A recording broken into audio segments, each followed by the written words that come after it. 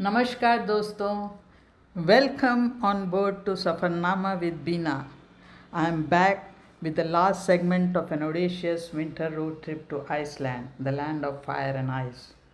I am sure by now you all are familiar with two traits of Iceland. Firstly, Iceland is coolly sitting on top of one of the world's most volcanically active areas at the edge of Arctic Circle. And the second one is the pronunciation. It's just not what you see. I did some work on that part though. In my last two videos, I have taken you to the exciting journey to Stroker Geyser and the Rafahosher lava tunnel. Volcanoes and seismic activities are a regular phenomenon of Iceland. Icelanders, however, have turned this geological mayhem to their advantage and use geothermal energy to heat their homes, pools, and for their daily chores. My experience says that the best way to explore Iceland is by road on a rental car of your convenience. In this video, I will take you to top 6 places which I have visited during winter. Kiskifell Mountain. Like I mentioned earlier, Icelandic pronunciation can be very tricky. Kiskifell is a 463-meter high mountain on the north coast of Iceland's Snæfellsnes Peninsula near the charming town of Grundarfjörður. It's about 2.5 hours drive from Reykjavik. It is claimed to be the most photographed mountain in the country. If you stay until the dead of the night and luck is on your side, you will see a delightful combo of the Aurora Borealis, commonly known as the Northern Lights, the Milky Way, the waterfalls, along with the majestic mountain in the background. During my trip, I couldn't stay back because of the deadly weather. Just for you to have a feel of this amazingly beautiful sight, I am sharing this picture courtesy Kiskifell Wikipedia. In southeast Iceland, one finds a stunningly beautiful glacial lagoon filled with iceberg.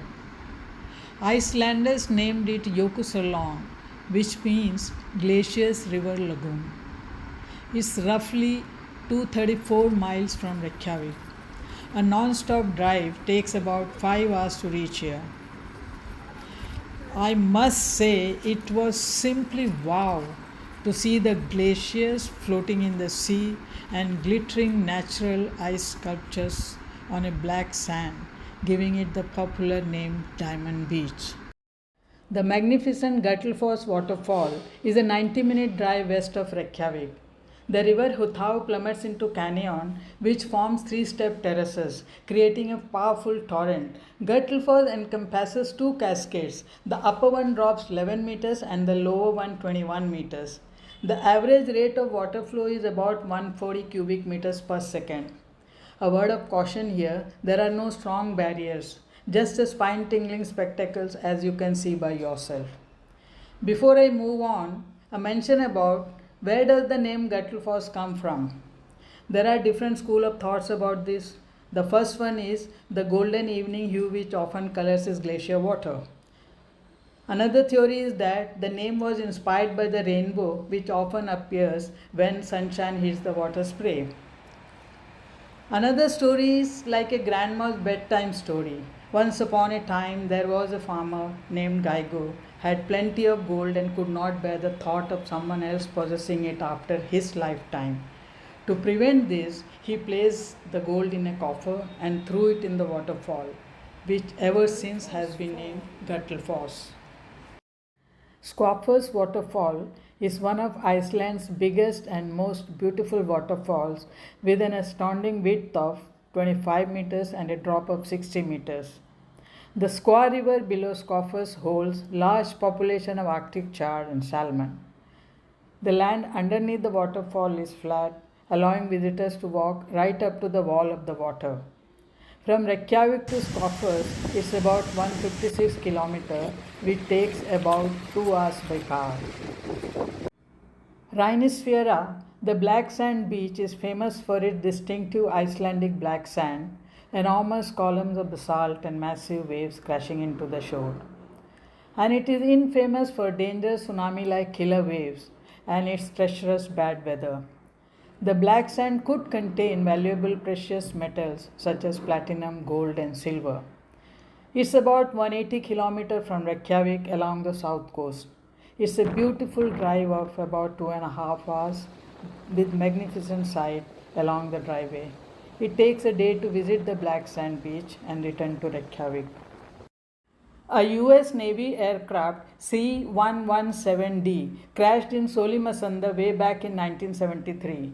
Strangely, the husks of the aircraft have remained relatively intact, leading to the crash site becoming a tourist destination.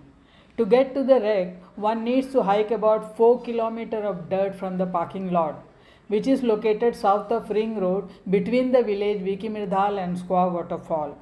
I would say one should not attempt to make the hike in winter. The blowing snow and strong wind makes it a very difficult hike. Nature. Nature is full of genius, full of divinity, so that not a snowflake escapes its fashioning hands.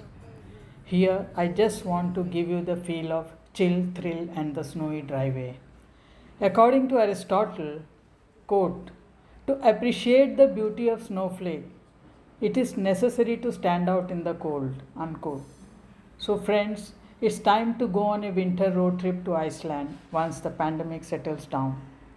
If you are not a solo traveler, I would strongly recommend to go with Flytrail, an establishment in the northeastern part of India.